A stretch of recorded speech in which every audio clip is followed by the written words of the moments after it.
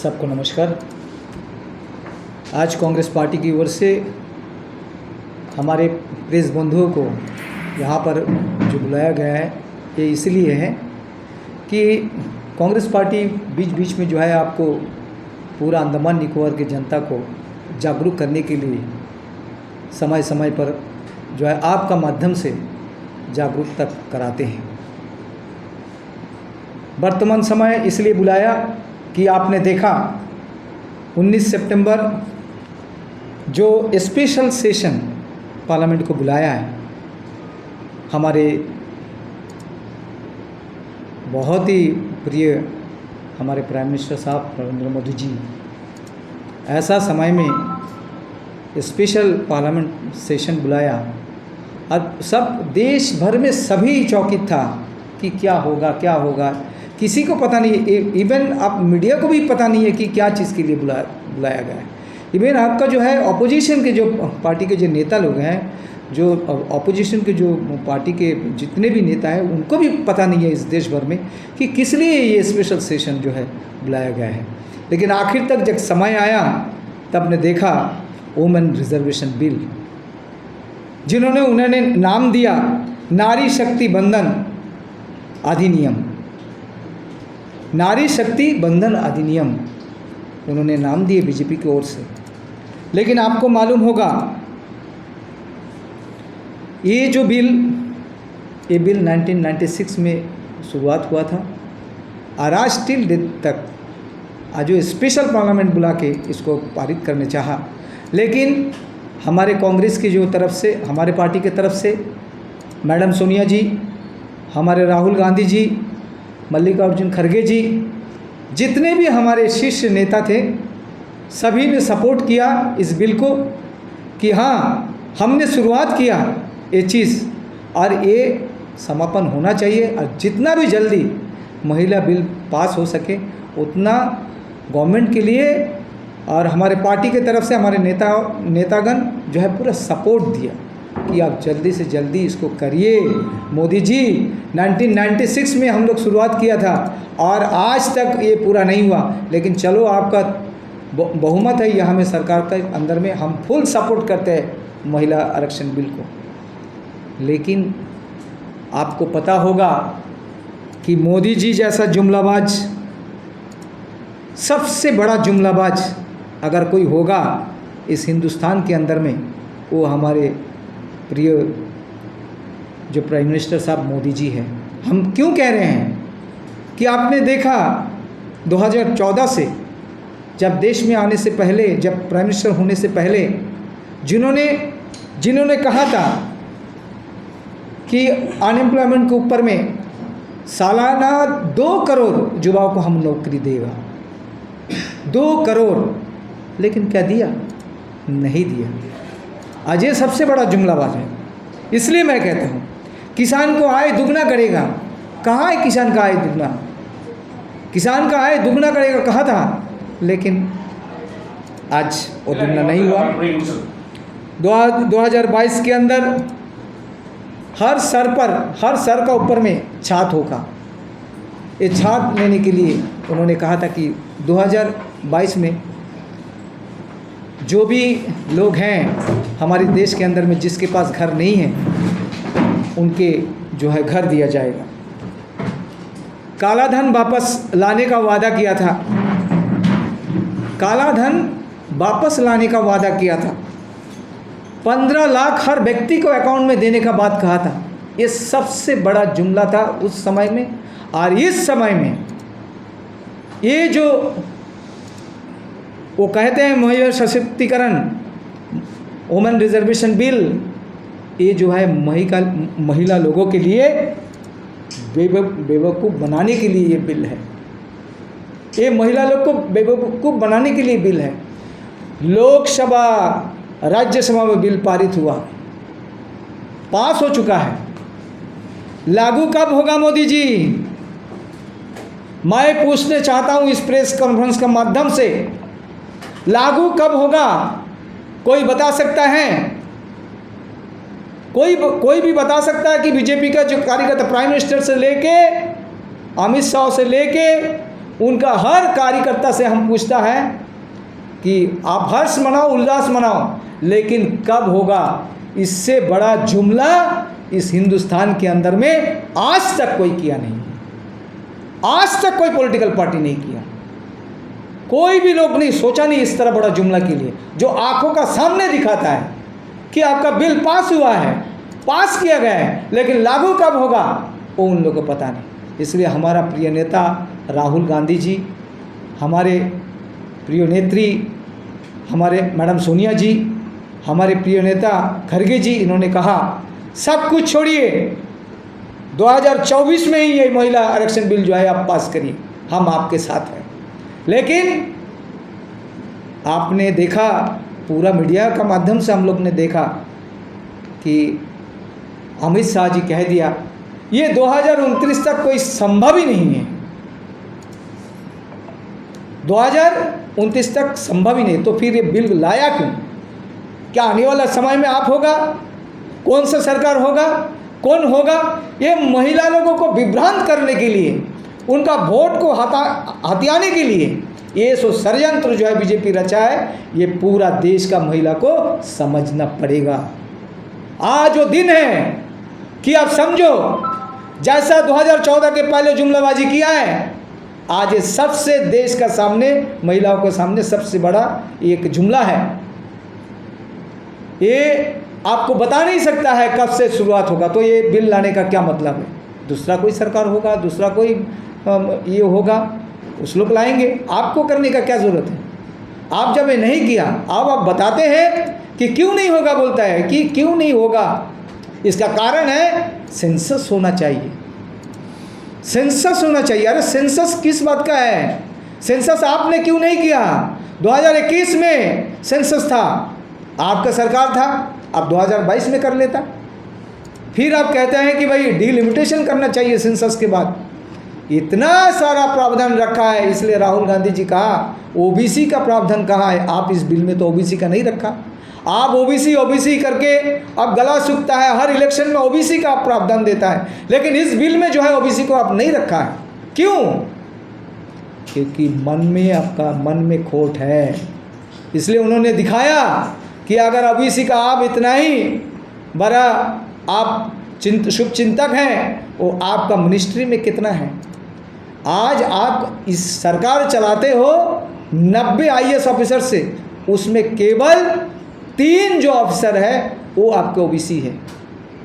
तो हमारे प्रिय नेता ने पूरा आँखी में अंगुली डाल के दिखा दिया कि कितना प्यार करते हैं मोदी जी ओबीसी के ऊपर में। ये पूरा देश को, पूरा द्वीप को, हर बच्चा, हर महिला, सबको मालूम होना चाहिए। आप महिला का आप बात करते हैं, जो महिला के लिए, महिला का साथ में इतना बड़ा इंसिडेंट हुआ, आप उस समय में कहाँ थे? आज आपको मालूम होगा कि मणिपुर में जो महिला का साथ में इंसिडेंट हुआ, उस टाइम मोदी जी तो एक बात नहीं कहा, कोई कुछ भी उसके ऊपर में कोई एक्शन नहीं हुआ। हाथरस में कांड हुआ, उसके ऊपर में कुछ नहीं कहा। आप आज महिला आरक्षण बिल लेके आते हो और आप कहते हो कि 2029 तक भी संभव नहीं है, 2029 होगा, 2031 होगा, क्योंकि आपको मालूम होगा 2011 में सेंसस हुआ, आपको मालूम होगा 2021 में होना चाहिए, 10 साल में 10 साल अंतर में होता है। अब ये सेंसस होगा 31 में, उसके बाद जाके डिलिमिटेशन होगा। अरे उस टाइम मोदी जी रहेगा क्या? कौन किसने देखा कल को? लेकिन हमें ये कहता है कि आप इतना बड़ा जुमला ये करने का मकसद आप महिला का वोट चाहते हैं। महिला समझ चुका है, पूरा देश समझ चुका है, पूरा यूथ समझ चुका है। आपको जो है जो मनसा आपका दिल में था, जो मकसद से आपने ये किया, वो कभी पूरा नहीं होगा, पूरा नहीं होगा, पूरा नहीं होगा। तो यही आज के लिए हमारे तरफ से जो है हमने आपको छोटा सा एक प्रेस रिलीज़ दी है। इसके बाद हमारा नूर जी से मैं कहता हूँ कि तो आप भी 2 मिनट बोले।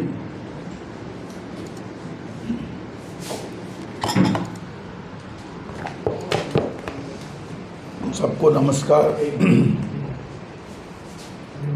सबको नमस्कार। अभी आपने प्रेस कॉन्फ्रेंस में हमारे प्रदेश अध्यक्ष रंगूलाल जी ने जिस तरीके से बताया कि बीजेपी ने और मोदी जी ने जिस तरीके से महिला बिल को लाया और इसका आगे तक लागू होना 2029 तक बहुत संभव नज़र नहीं आ रहा है। हम ये बिल, कांग्रेस ने हमेशा इसके लिए संघर्ष किया। कांग्रेस कई बार बिल लाई, कभी मेजॉरिटी होते हुए भी नहीं पास करा सके। इसको असल में अगर कोई पास कराया तो हमारे राजीव गांधी जी ने पंचायत में, म्यूनिसिपल के अंदर महिलाओं को आरक्षण देके इनको पहले ही थोड़ा लागू कर दिया। आज ये लोग वोट के खातिर, अभी जैसा अध्यक्ष जी ने बताया कि जुमलाबाजी करने के लिए, वोट के खातिर इन्होंने 2024 में देखा कि इनके सामने में इंडिया नाम का एक गठबंधन तैयार हो गया।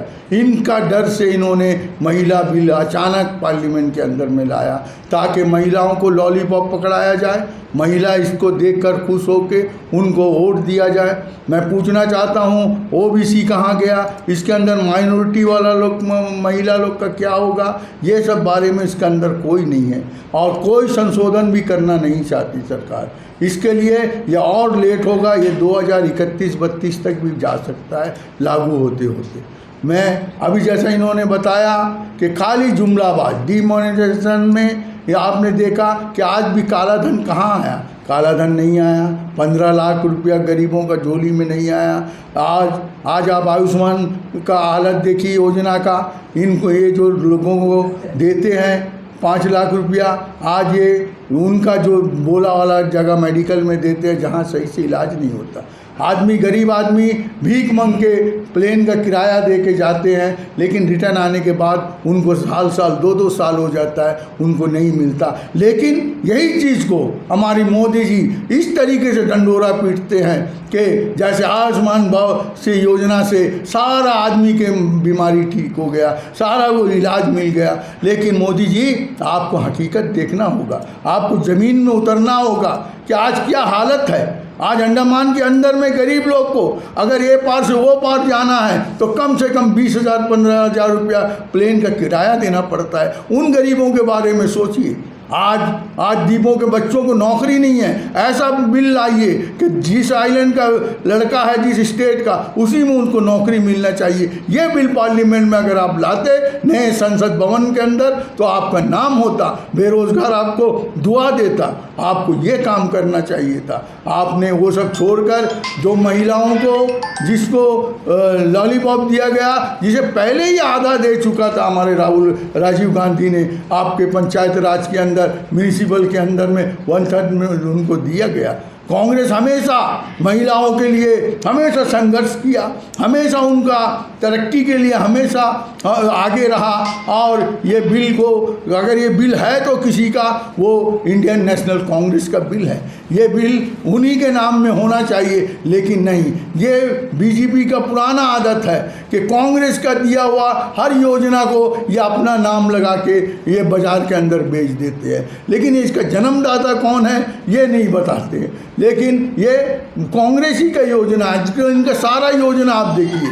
तो मैं ये कहना चाहता हूँ कि आज आपको संभल के रहना होगा। 2024 के अंदर में आपको देखना है कि 2024 में अगर ऐसी सरकार आई जो लोगों को भेदभाव करके, लड़ा के, महिलाओं को लॉलीपॉप दे के, बेरोजगारों को लॉलीपॉप दे के सत्ता में आएंगी, तो ये सरकार आगे आपके देश का क्या होगा, आपको ये समझना है। नौजवानों को मैं नौजवानों से दरख्वास्त करता हूँ, आप आज पूछिए क्या आप क्यों नहीं संसद में ऐसा बिल लाते कि जो स्टेट का बच्चा है वो स्टेट में उसको नौकरी मिलना चाहिए? आप बोलिए, हमारे छोटा सा द्वीप है, ये द्वीप के अंदर के में भी बाहर से बच्चे आके ऑनलाइन में आके नौकरी पकड़ लेते हैं, और हमारे बच्चों को मेनलैंड में जाके कलकत्ता मद्रास के अंदर में उनका रिश्तेदार नहीं है, वो कहाँ पे ठहरेंगे, वो कहाँ पे लॉज में रहेंगे? ये सोचना होगा। इतने बड़े स्टेट के अंदर वो स्टेट है, वहाँ में कहाँ नौकरी मिलेगा हमारे बच्चों को? ये सब सोचना होगा। आज मेडिकल का क्या हालत है, आप देखेंगे डॉक्टर नहीं है, आज मेडिकल के अंदर भीड़ है। ये सब बारे में सोचना होगा। आज रोड का क्या हालत है, हर जगह का रोड खराब है। आज ये महिलाओं के लिए पूरा ढंढोरा पीट रहे हैं, लेकिन अगर सही में मैं भारतीय जनता पार्टी और मोदी सरकार से कहता है, अगर तुम सही में महिलाओं का रक्षक है तो उनको 2024 में आप लागू करके इनको पार्लियामेंट के अंदर से पास करा के हमारी महिलाओं को सीट देना 2024 के अंदर। तो मैं यही कहते हुए हमारे प्रदेश अध्यक्ष हमारे रंगूलाल जी ने बड़े विस्तार से बताया और आपको काफ़ी अच्छी तरीके से बताया। हमारे स्पोक पर्सन चीफ हमारे गणेशन जी है, हमारे तमिल सेल्वम भाई है, और इसके लिए हमेशा आइलैंड टू आइलैंड जाकर हमारे कैंपेन चेयरमैन THG भास्कर जी काफ़ी महिलाओं के लिए उन्हें वो भी अपने फाउंडेशन के द्वारा हमेशा काम किया। तो कांग्रेस वाले हमेशा महिलाओं के लिए काम करते हैं। आज महिलाओं के लिए हमेशा कांग्रेस खड़ी है, आप उनके लिए और उनके हर काम के लिए संघर्ष करने के लिए तैयार है। मैं यही कहते हुए मैं अपना कॉन्फ्रेंस समाप्त करता हूँ। जय हिंद।